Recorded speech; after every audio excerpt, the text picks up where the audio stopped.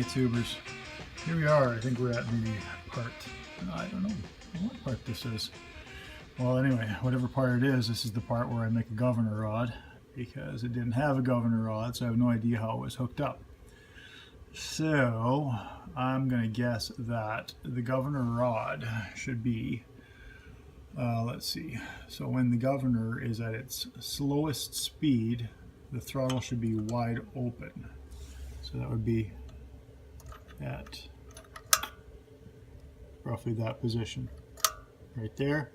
And then when the flywheel speed increases, which would put the arm back here, then the throttle would close. So that should basically be one constant distance on that rod. So we'll do it like that and make a little rod up for that and see what we come up with. All right, that's what we came up with. That's pretty small. Just a piece of copper. Fit it up, see what it looks like. All right, guys. So we made up a little arm here, just out of a small piece of copper. Hooked it around the inside. Hooked it on through there. Yeah, you can see that. Just turned it oops, I'm gonna switch that. Turned it 90 degrees opposite way.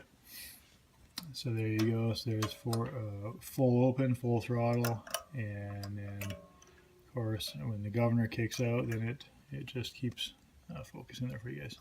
It just closes off the throttle butterfly, which is your air intake essentially, and your air intake also pulls fuel in with it. So that's how that works. So there's no way of knowing for sure if that's exactly the right size except for testing it. So we're not worried about testing just yet. We'll just leave it like that, and we'll see how that's going to work. What else? Tonight has been just cleaning up small little jobs, just little details. The next detail was, so I made the shaft that I told you about. I made a bushing up. So that bushing was be perfect there. So that bush is basically, that's the distance out that I wanted to get to be able to line up with the kicker sprocket, which is, as you can see, yeah, it's hidden in there. So here, hold on a second. It's wound up pretty tight. There you go. So as you can see, the nose lines up with, you can see it right there actually, lines up perfectly with the sprocket gear, and that's where I want it to be. So that should be actually just perfect for when I put the shroud in. No way anyway until I put the shroud on, but you know, I'll maybe do that later just to see how that's going to line up.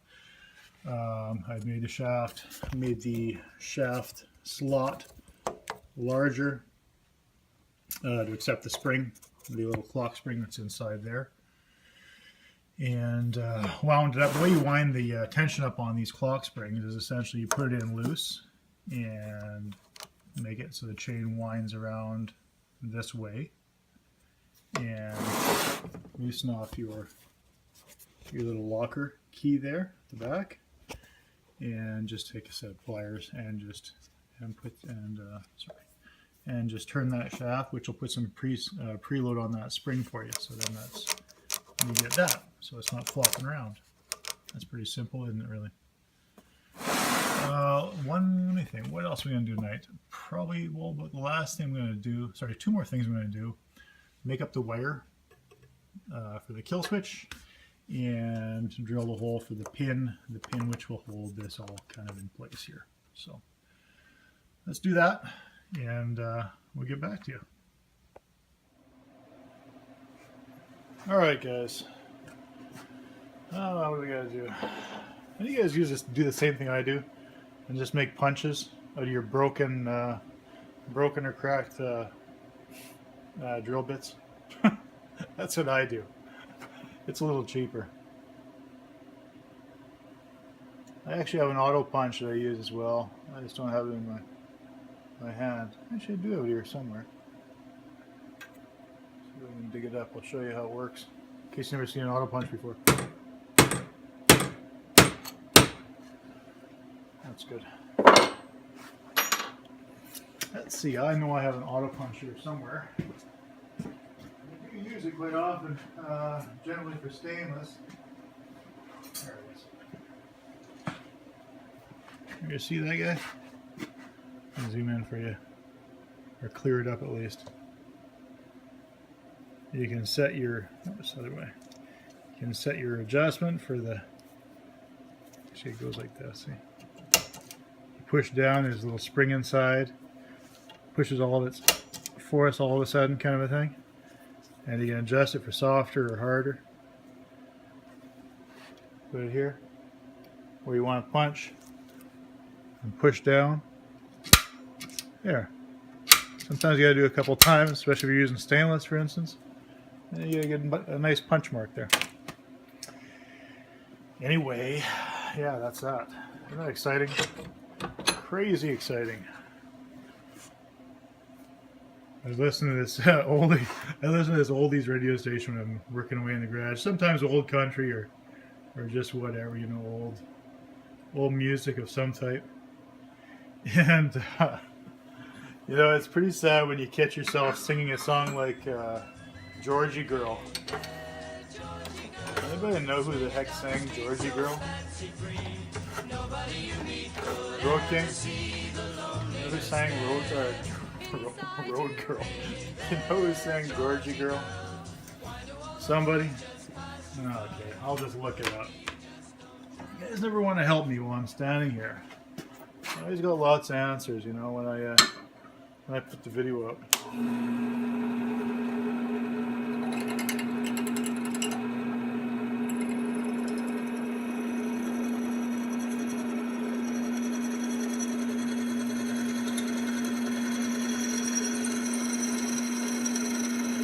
Well, that's a steady hand for you, huh? Sheesh. I need is a press vise.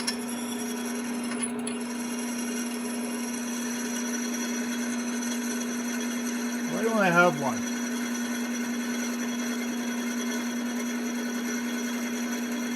It can't be much more than what? Like 30 bucks for a press vise?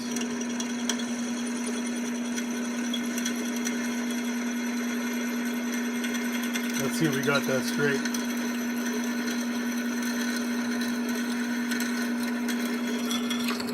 See if we got the hole straight. Yeah. Ain't bad. That'll do.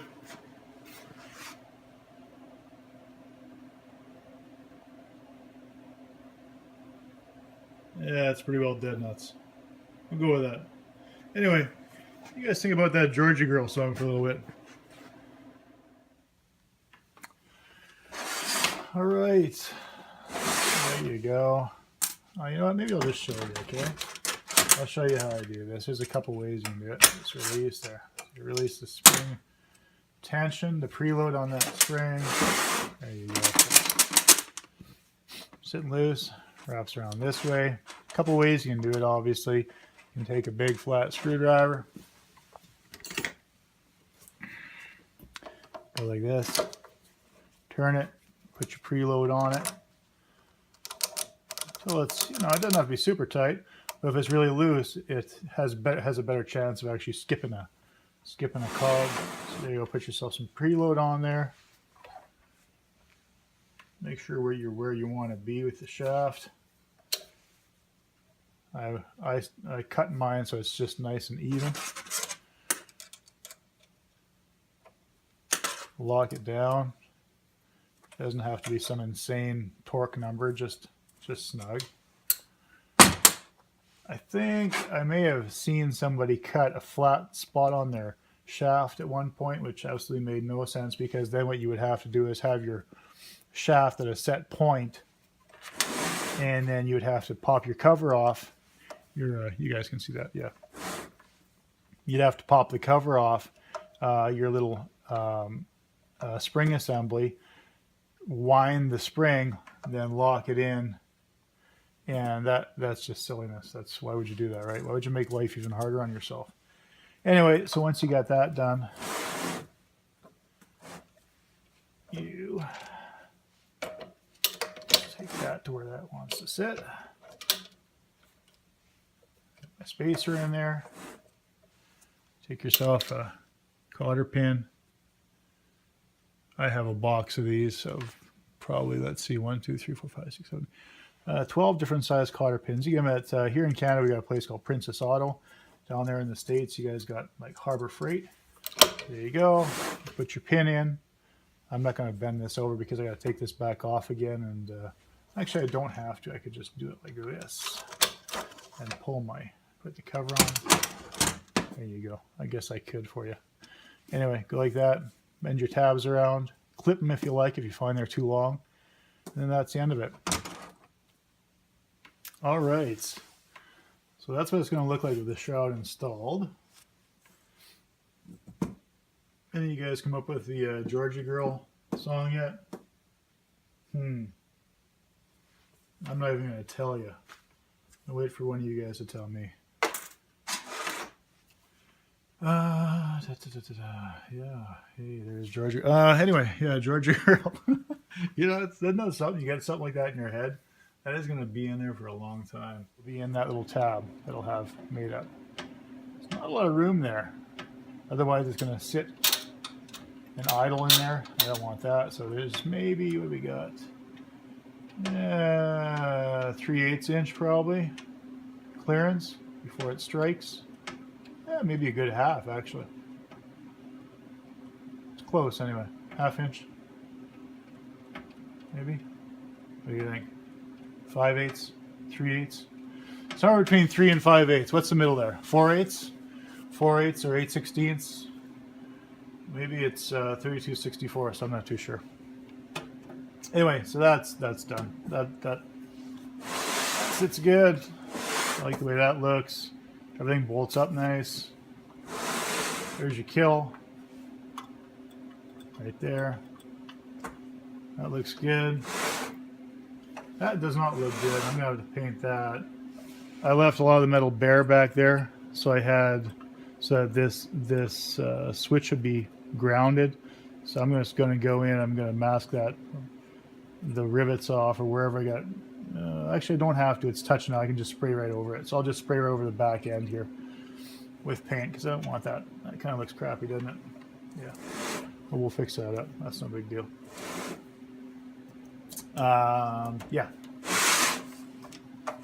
One last thing is the wire, and that's it for tonight. All right, guys. This is it for the night.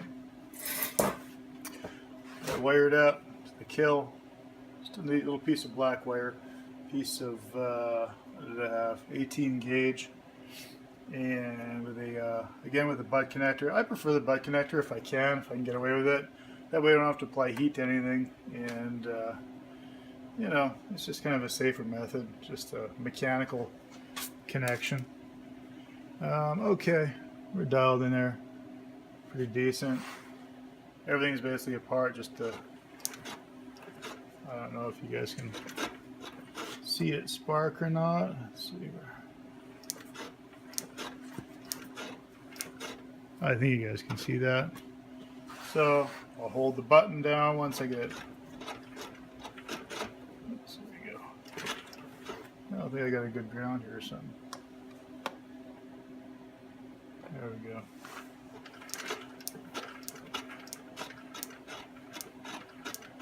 You see it sparking away there. And we'll hold the grip, hold the kill. Of course, there's nothing.